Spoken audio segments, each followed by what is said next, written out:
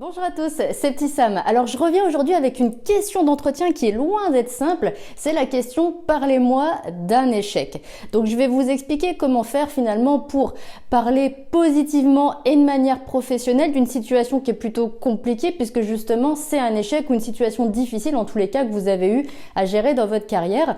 Mais avant de vous dire tout ça, je vais vous expliquer pourquoi le recruteur vous pose cette question. Finalement avec cette question, moi je fais le parallèle avec la question sur les défauts, c'est-à-dire que l'objectif du recruteur, c'est pas de vous mettre en difficulté, c'est pas de vous faire dire du mal de vous, mais c'est plutôt de savoir comment vous avez géré, comment vous avez réagi face à cette situation difficile, voire face à cet échec que vous avez rencontré à un moment ou à un autre dans votre carrière.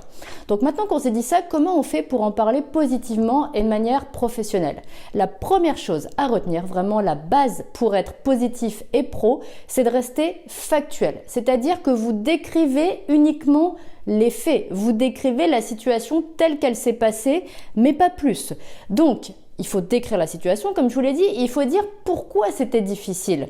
Pourquoi c'était difficile? Peut-être que c'était les délais qui étaient très courts, peut-être que vous étiez en sous-effectif, peut-être que vous aviez de nouvelles procédures à respecter. Vous savez très bien ce qui a occasionné une difficulté dans votre situation, il faut juste le dire tel quel, c'est-à-dire sans affect, sans émotion, sans mettre des mots tels que « moi, ce que j'ai pas aimé, c'est ça ». Vous voyez, là, si vous rentrez dans l'affect, vous allez clairement créer une situation qui va être compliquée à gérer en entretien. Donc vraiment, restez factuel, restez concentré dessus et ça va aussi amener le recruteur à rester concentré sur les faits qui concernent votre situation que vous êtes en train de décrire. Ensuite, bien sûr qu'il faut expliquer comment vous l'avez géré cette situation. Quelles sont les actions, quelles sont les mesures que vous avez mises en place? Est-ce que vous l'avez fait seul? Est-ce que vous l'avez fait à plusieurs? Mais en tous les cas, on doit arriver à la conclusion de cette situation pour comprendre comment elle s'est soldée, comment elle s'est terminée cette situation et quelle place vous avez pris, quel rôle vous avez joué justement dans la mise en œuvre de la solution face à cette situation difficile.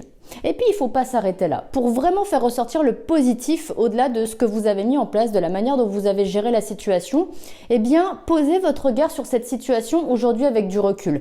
C'est-à-dire, est-ce que aujourd'hui vous portez un regard sur une situation qui a finalement été gérée efficacement? Est-ce que de votre point de vue, la gestion a été efficace? Et pourquoi? Est-ce que de votre point de vue, si c'était à refaire, vous referiez la même chose? Et pourquoi? Et également, très important, quels sont les apprentissages que vous tirez de cette situation? Et il y a toujours des apprentissages qu'on tire d'une situation et c'est pour ça aussi que le recruteur, il vous pose la question de l'échec, c'est-à-dire qu'est-ce que vous en retirez aujourd'hui? Est-ce que peut-être c'est plus d'anticipation? Est-ce que peut-être vous communiqueriez davantage?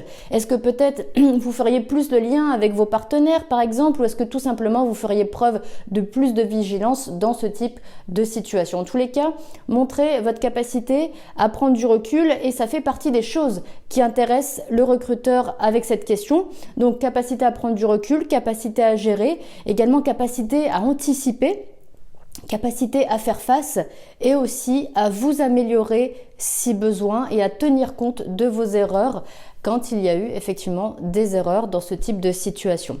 Voilà, maintenant vous avez des arguments et vous avez une meilleure connaissance de cette question et de comment répondre à cette question.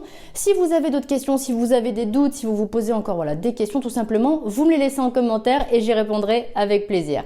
Allez, d'ici là, moi je vous dis à très bientôt dans une prochaine vidéo.